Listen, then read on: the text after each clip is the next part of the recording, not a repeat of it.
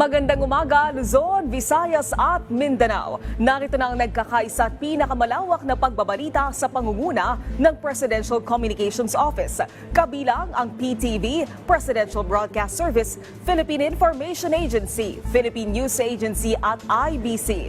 Tutok na sa mga balita mula sa iba't ibang bahagi ng bansa. Ito ang Balitang Pambansa.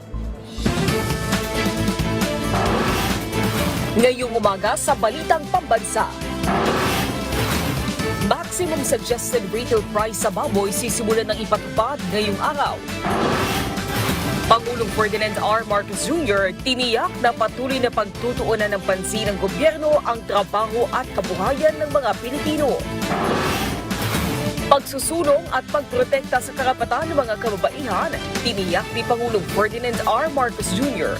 Malaking papel ng mga babae sa pag-unlad ng bansa. Kinilala. Ugnayan ng United Kingdom at ng Pilipinas inaasahang mas magiging matibay at malalim sa pagbisita ng opisyal ng UK sa Pilipinas.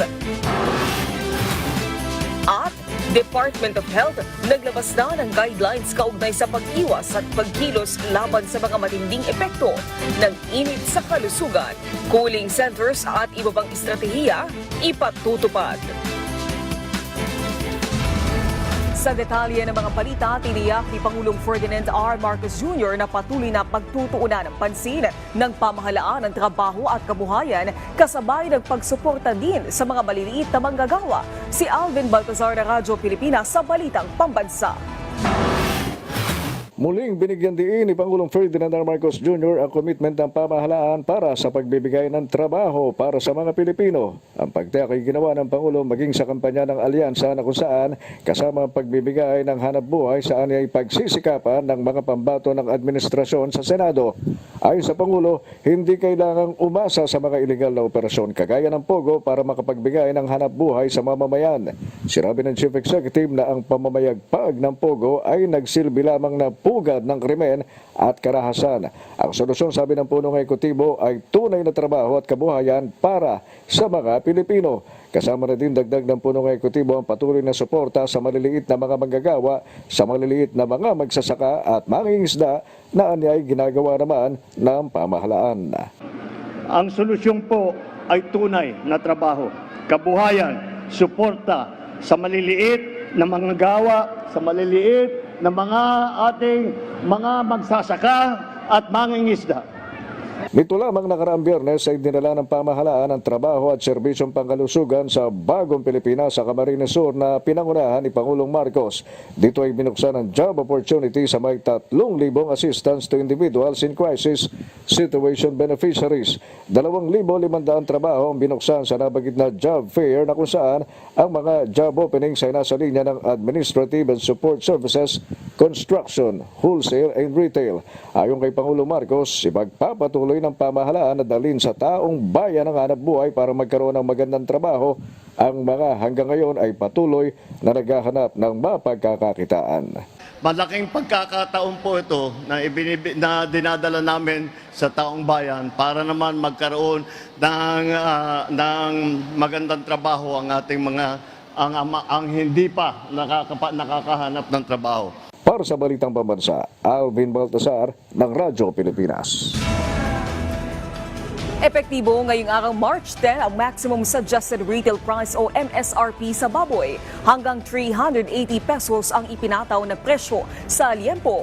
350 pesos naman ang kasim, habang 300 pesos ang sabit ulo. Ayon sa Department of Agriculture, layo nitong matulungan ang mga consumer na mas maging abot kaya ang presyo ng baboy sa mga palengke.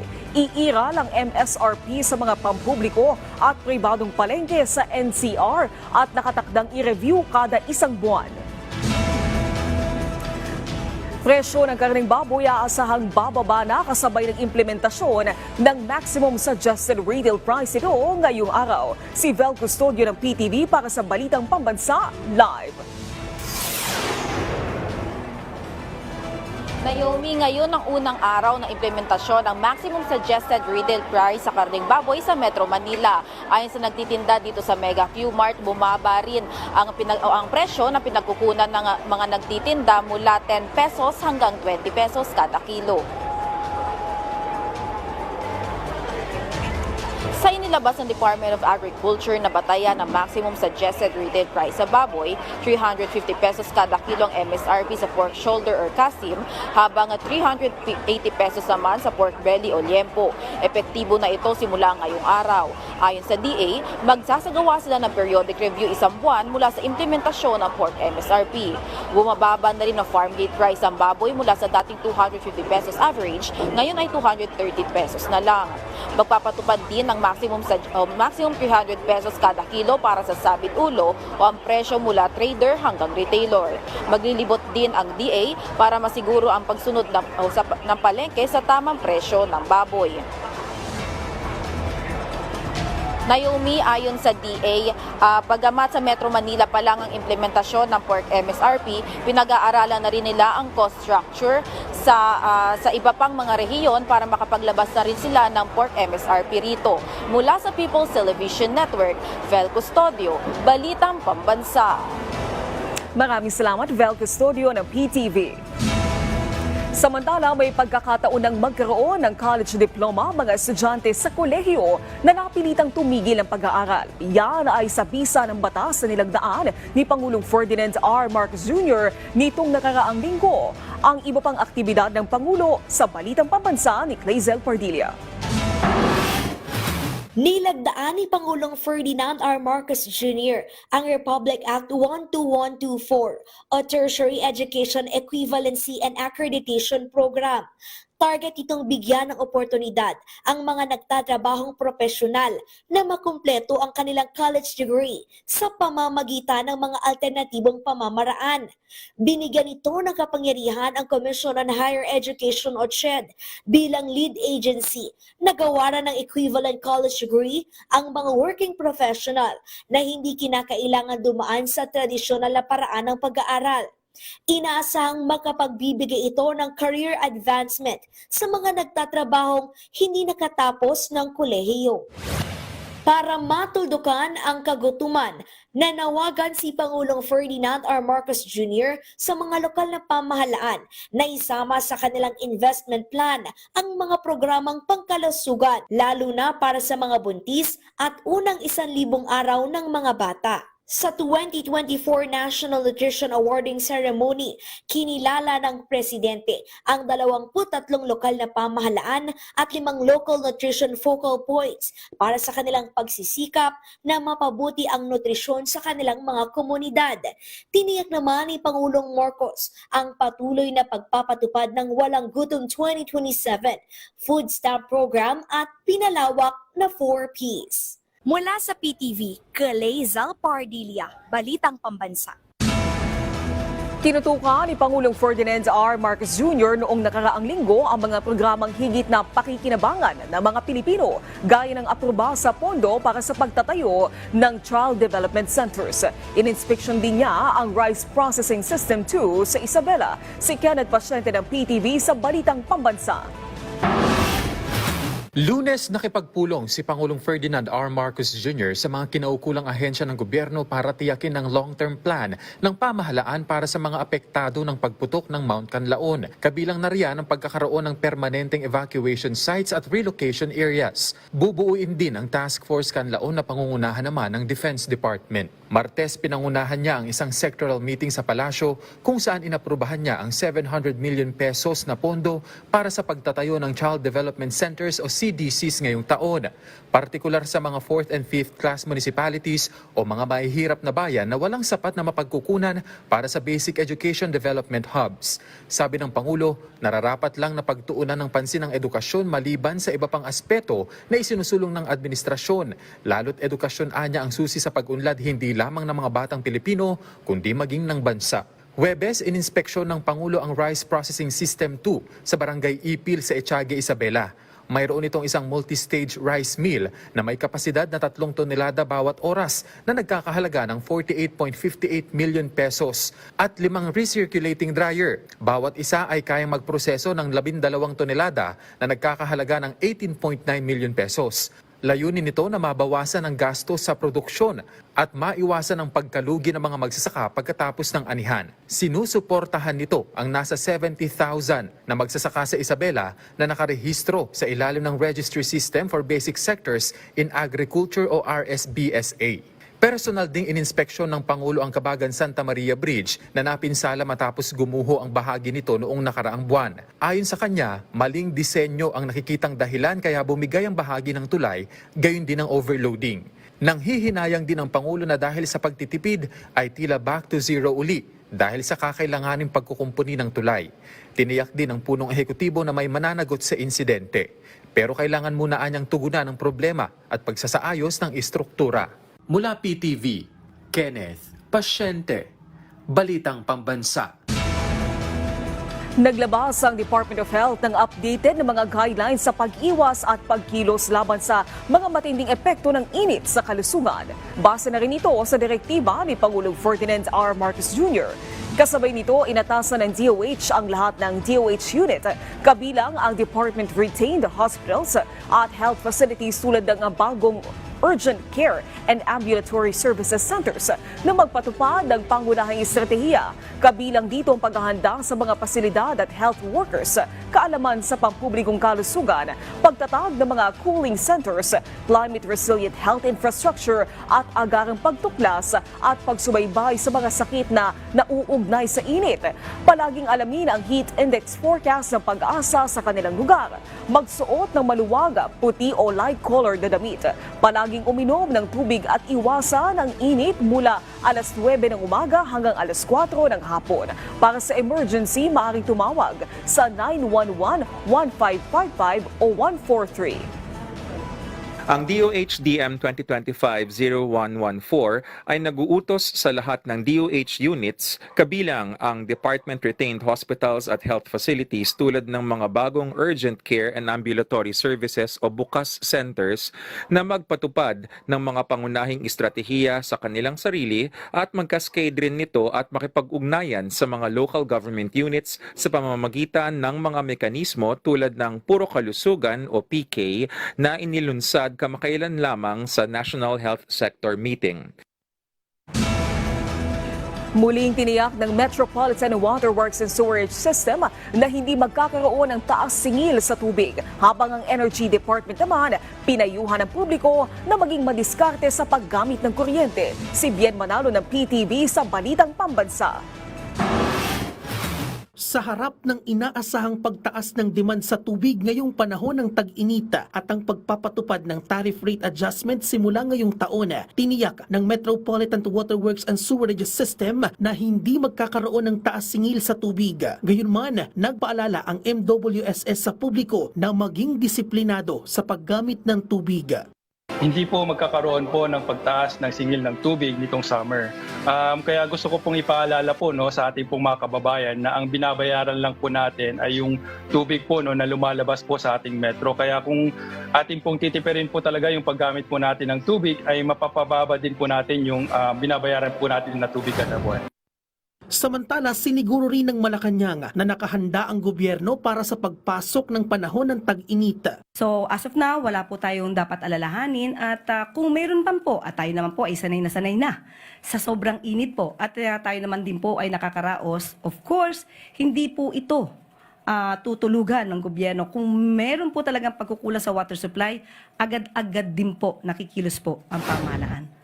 Samantala, nauna nang nag-abiso ang Energy Regulatory Commission sa mga consumers sa posibleng mas mataas na konsumo sa kuryente. Ito ay kasunod ng patinding init na nararanasan sa mga nakalipas na araw. Nag-abiso naman ang Meralco sa magaganap na power interruption sa ilang lugar sa Luzon dahil sa gagawing restoration. Hinikayat din ng Department of Energy ang ating mga kababayan na maging madiskarte sa paggamit ng kuryente. Lalo't inaasahan ang mataas sa demand ngayong tag-inita.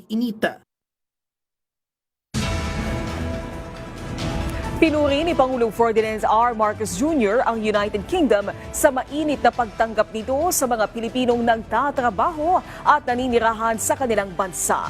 sa kanyang pakikipagpulong kay UK Secretary of State for Foreign, Commonwealth and Development Affairs David Lammy sa Malacanang, sinabi ni Pangulong Marcos Jr. na malaking tulong ang pagpapahalaga ng UK sa mga Pinoy sa pagpapatibay ng ugnayan ng dalawang bansa.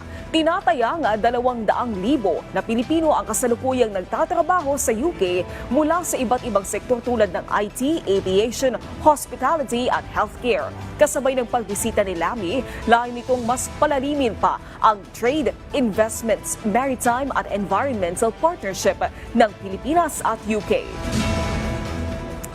Nakabase sa pambansang interes ang lahat ng aksyon ng Pilipinas sa West Philippine Sea. Ito ang reaksyon ni DFA Secretary Enrique Manalo sa patutsada ng China na may kinalaman ng ibang bansa ang mga pagkilos ng Pilipinas sa WPS para sirain ang kanilang reputasyon. Ayon kay Manalo, walang koneksyon o kinalaman ang ibang bansa sa bawat desisyon ng Pilipinas sa West Philippine Sea. Una nang sinabi ni Chinese Foreign Minister Wang Yi na tipong screenplay ng mga palabas o panlabas sa puwersa ang bawat galaw ng Pilipinas sa West Philippine Sea. Magugunitang inaangkin ng China ang halos kahabaan ng South China Sea kasama na exclusive economic zone ng Pilipinas. Nagdesisyon naman ang Arbitral Tribunal noong 2016 na walang legal na basehan ang pagkilala ng China sa 9-dash line. Pinatututok Transportation Secretary Vince ang rehabilitasyon ng Iloilo City Airport. Kasunod yan ang pagbisita niya sa mga transport infrastructure sa Iloilo Province. Si Paul Daroso na Radyo Pilipinas Iloilo para sa Balitang Pambansa. We have to fix it immediately, no? Kasi I think Iloilo is one of the fastest, if not the fastest, growing city in the country, no? And Tiniyak ni Transportation Secretary Vince Dizon na prioridad ng pamahalaan ang agarang pagsasaayos ng mga pasilidad sa Iloilo International Airport. Sinabi yan ng Kalima matapos ang sinagawang inspeksyon sa naturang paliparan. Paliwanag ni Secretary Dizon, may 190 milyong pisong pondo ang Civil Aviation Authority of the Philippines o CAA para sa pagpapaayos at rehabilitasyon ng Iloilo International Airport. Ilan sa mga gagawin ay pagsasaayos ng mga equipment sa paliparan, pagdaragdag ng mga upuan, escalators at elevators para sa mas maayos at komportableng biyahe ng mga pasahero. Bukod sa Iloilo Airport, nagsagawa rin ng port inspection ng kalihim sa Visayas Container Terminal sa Lobok, Lapus, Iloilo City. Kabilang sa mga ininspeksyon dito ay ang kauna-unang mobile harbor crane sa rehiyon ng Panay at ang container freight station. Nagpapasalamat naman ang mga opisyal sa syudad at probinsya ng Iloilo sa pagbisita ni Secretary Dizon na malaking bagay para matugunan ang iba't ibang pangangailangan para sa transportation development ng Iloilo.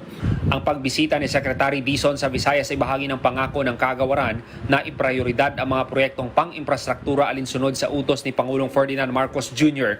na gawing madali at komportable ang biyahe ng mga Pilipinong pasahero. Mula sa PBS Radio Pilipinas, Iloilo, Paul Tarosa para sa Balitang Pambansa.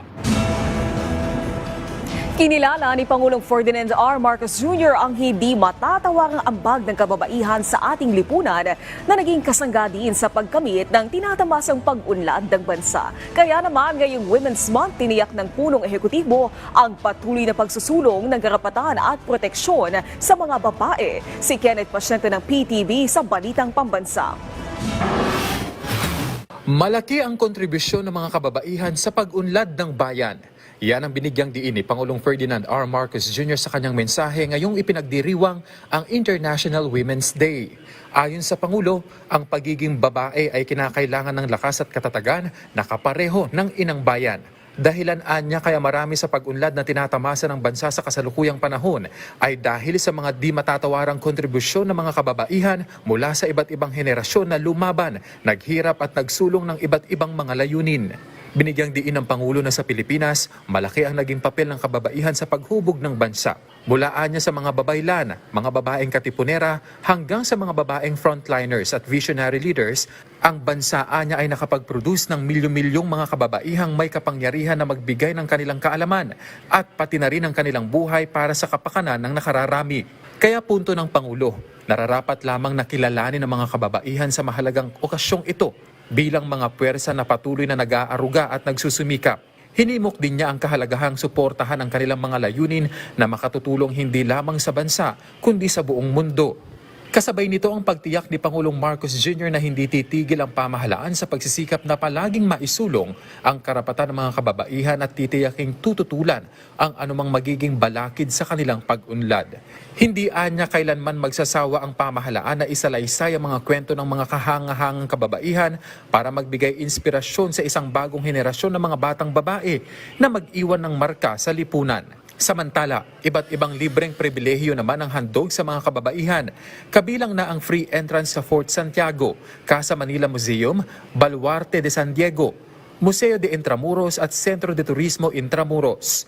Nagkaroon din ng libreng legal assistance mula sa Public Attorney's Office, habang umasiste naman ang Philippine Statistics Authority sa pagproseso ng kanilang kinakailangang dokumento. Babae sa lahat ng sektor, aangat ang bukas sa bagong Pilipinas ang tema ng pagdiriwang ng Buwan ng Kababaihan ngayong taon na naglalayong magkaroon ng bansa kung saan ang bawat babae, anuman ang pinagmulan o kalagayan, ay magtatagumpay.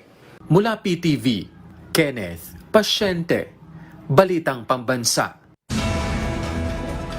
Nagkaisa ang libo-libong kababaihan sa Iligan City sa pagdiriwang ng National Women's Month sa pamamagitan ng isang makulay na Purple Foot Parade. Panawagan nila, wakasan na ang pang-aabuso sa kababaihan.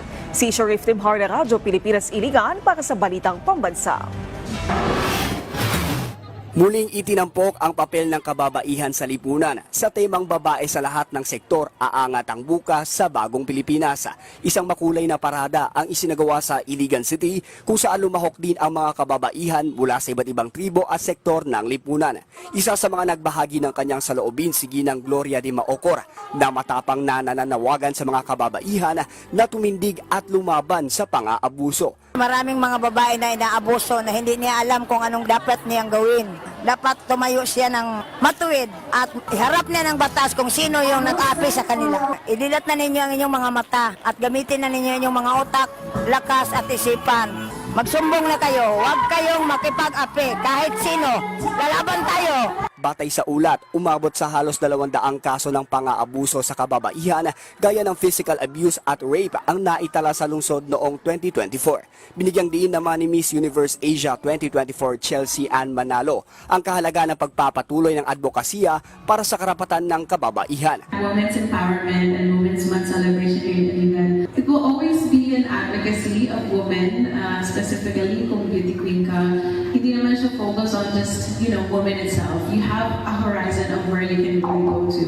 So, throughout my reign and even after that, I will always continue naman supporting women. Sa patuloy na pagdiriwang ng National Women's Month, nananatiling mahalaga ang boses at pagkakaisa ng kababaihan upang labanan ang anumang uri ng pang-aabuso at diskriminasyon sa bagong Pilipinas. Mula sa PBS Radyo Pilipinas Iligan, ito si Sharif Timhar para sa Balitang Pambansa. DSWD nakabantay sa mga peking solicitation activity, mga Social Welfare and Development Agency na hindi susunod sa mga panuntunan ng kagawaran binalaan. Si Ray Ferrer ng Radyo Pilipinas para sa Balitang Pambansa.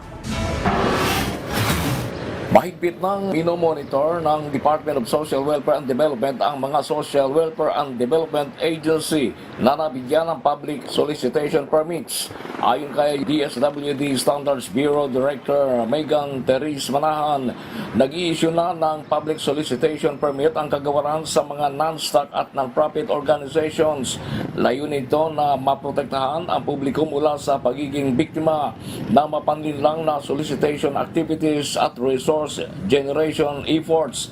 Sa inilunsad na online portal ng ahensya na tinawag na HELPS o ang Harmonized Electronic License and Permit System, ang pag-aproba ng public solicitation permit ay gagawin sa loob ng 3 working days para sa temporary permits at 7 araw para sa regular permit. Inatasan din ng DSWD ang mga field office ito na subaybayan ang pagsunod ng mga SWDA sa kanilang mga public solicitation solicitation permit. Ang mga individual, grupo at organisasyon ay dapat kumuha ng solicitation permit mula sa DSWD bago mangolekta ng mga donasyon o voluntaryong kontribusyon. Babala ng kagawaran, pananagot ang mga SWDA na lalabag sa mga inilatag nilang panuntunan hinggil dito. Ang inilunsad na helps ay tugon ng DSWD sa direktiba ni Pangulong Ferdinand R. Marcos Jr. na pabilisin ang pagbibigay at pagpapatupad ng mga serbisyo at programa ng pamahalaan para sa mga Pilipino. Mula sa Radyo Pilipinas, Ray Ferrer para sa Balitang Pambansa. 50 taong moratorium sa pagmimina ipinatutupad sa Palawan. Si Rachel Garancial ng PIA Mimaropa sa Balitang Pambansa. Sa loob ng 50 taon ay hindi mag-iendorso ang lalawigan ng Palawan ng small at large-scale mining applications matapos maipasa at aprobahan ng Sangguniang Panlalawigan ng Mining Moratorium sa isinagawang special session noong 5 ng Marso. Nakapaloob din sa ordinansa ang 50 taon na moratorium sa pag-endorso para sa mga aplikasyon na exploration permit, mining agreements at financial o technical agreements sa lalawigan. Sakop din ito ang aplikasyon sa expansion ng mga minahan. Sinimulan itong pag-usapan sa Sangguniang Panlalawigan itong buwan ng Pebrero at dumaan sa 4 na committee hearings ng Committee on Environmental Protection and Natural Resources. Ayon sa Environmental Legal Assistance Center, 30 taong isinulong ang mining moratorium sa Palawan. Sa proseso ng aplikasyon, ang isang minahan ay kinakailangan na magkaroon ng hindi bababa sa 2 endorso na magmumula sa barangay, munisipyo o sangguniang panlalawigan na kinakailangan sa pagkuha ng Strategic Environmental Plan o SEP clearance mula sa Palawan Council for Sustainable Development. Ang SEP clearance ay requirement upang makakuha ng Environmental Compliance Certificate para sa mining permit mula sa Department of Environment and Natural Resources. Mula sa Philippine Information Agency, Mimaropa, Rachel Garancial para sa Balitang Pambansa. Binigyan diin ng Office of the Civil Defense ang kahalagahan sa pagpapalakas ng mga volunteer sa panahon ng emergency o kalamidad. Ang pahayag ay ginawa ni OCD Chief Undersecretary Ariel Nepomuceno nang dumalo siya sa Global Cooperation and Training Framework Workshop on Whole of Society Resilience Building, Preparation and Response na isinagawa sa Taiwan kamakailan. Ayon kay Nepomuceno, ang leksyon sa workshop na ito ay ang pagbuo ng civilian volunteer na aaktong force multiplier ng armed forces. Inihalimbawa nito ang mga matagumpay na volunteer sa Taiwan, Sweden at Germany kung saan naging matagumpay ang emergency response operations. Lumahok sa workshop ang 264 participants kasama na ang 61 dayuhan mula sa 30 bansa. University of San Carlos ng Cebu na kuha ang ika-6 na pwesto sa Webometrics ranking ng World Universities. Si Zoana Rose Lopez ng PIA Visayas sa Balitang Pambansa. Naipwesto ng University of San Carlos ang sarili nito sa ika-6 na spot sa January 2025 Webometrics Ranking of World Universities base sa kanilang January 27, 2025 publikasyon. Ang Ranking Web of Universities ay isang publikasyon ng Cybermetrics Lab na isang research group ng Spanish National Research Council sa Madrid. Ayon kay University of San Carlos President Father Francisco Antonio T. Estepa, ang long-term plans ng USC ay nakafocus sa sustainable community response at community transformation. So we have this 5-year strategic plan. So how do we envision the university for the next 5 to 7 years? No? We said that in that strategic plan that the University of San Carlos is a sustainable, community responsive university for community transformation through education. Ipinagmamalaki naman ni Gian Elise Yu, isang graduate ng USC at CPA Licensure Examination top-notcher, ang kanyang alma mater sa pagkasali nito sa prestigyosong ranking of web universities. I was actually first genuinely shocked because I found out that this was amongst worldwide universities. It came with an immense sense of pride because USC is my alma mater, and it's also very, very positive for us students who are coming from here, as well as graduates, alumni, and currently still reviewing students, to know of our school as one that carries a certain reputation that we can be proud of. Mula sa Philippine Information Agency Central Visayas, Joanna Rose Lopez, Balitang Pambansa. Obra ng mga pamosong pintor sa bansa tampok sa isang art exhibit sa Ilocos Norte. At ang good news dyan, libre ang makita ng publiko. Si Emma Joyce Guillermo ng PIA sa Balitang Pambansa.